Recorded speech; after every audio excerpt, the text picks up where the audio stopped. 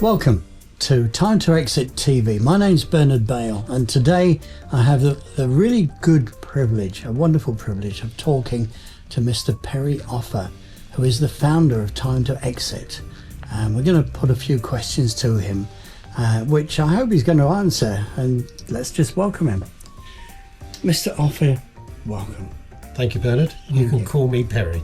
Well, that's wonderful. You seem a decent chap. Well, illusions can be, Anyway, let's get down to the question. You've recently been talking quite a lot about the law of diminishing simplicity, which is a mouthful I nearly didn't get out. But nevertheless, could you please explain that? Because I think we need to understand what that actually means. Okay, so it's a concept based on what now is about 35 years of experience working with companies at sort of like the topmost level of the company, that is really based around, it's about their strategy, okay? And what I tend to find is that most small to mid-sized businesses have spent many years growing the business in a way that is actually against their own interests, in that they're trying to be everything to everyone. Okay, and what they're typically finding is it's not working, because over extended periods of time they may grow the top line revenues, but the bottom line tends to bump along the bottom, the level of profitability, and this is because they're trying to be everything to everyone. And we live now in an age where the internet over the past 30 years has transformed everything. Customers can now go online and in 20 odd seconds find 20 to 25 specialist providers of exactly what they're looking for, and these providers do nothing else. So we live in an age now where customers can and want to buy from specialists.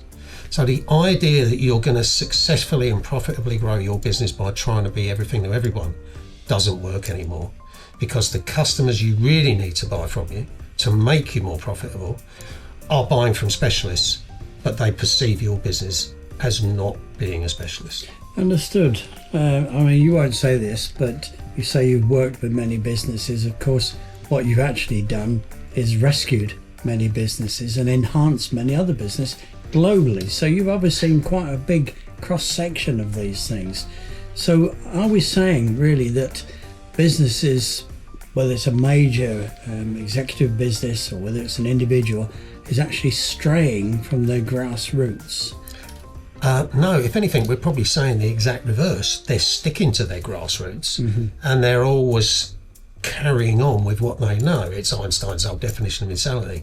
Yeah, if you do the same thing again and again and expect different results, you're going to be disappointed. Yeah?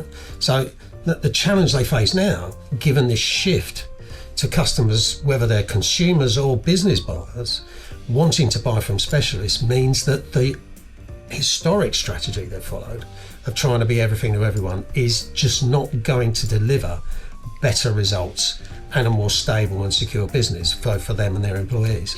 So is this are they being stampeded into this because it's trendy, if you like, to be diverse and so on and so forth, or is it just somebody with their finger over a panic button, worried that if they don't do these things that they're going to go out of business? Well, I don't think you can say they're being stampeded into it, because at the end of the day, we all have to satisfy our customers.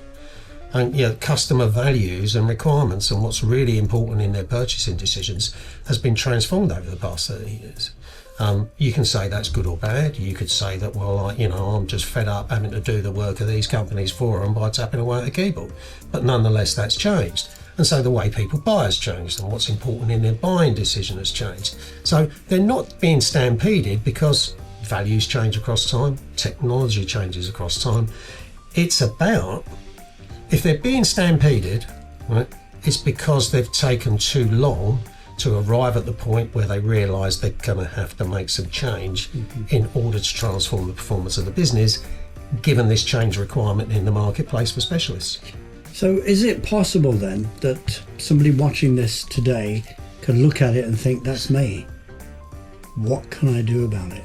Is it gone too far, or is it possible to? Well, it's never gone too far until you shut the doors. Right. Okay. So until you're at the point where you have to shut the doors, which thankfully I've never had to do, then there is always hope.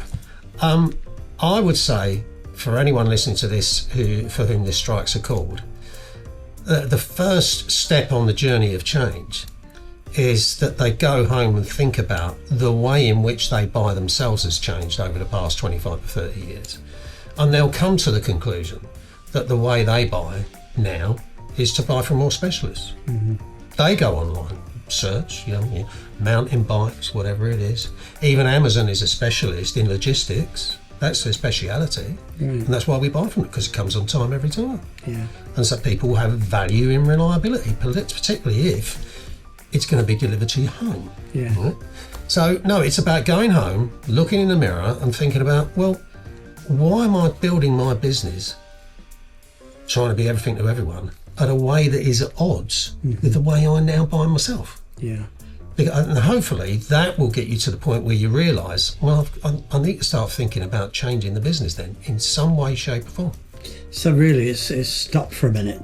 Yeah. And just take time out, have a look at where you are. Yeah, I mean, don't just do something, sit there Yes. and think about things for a moment.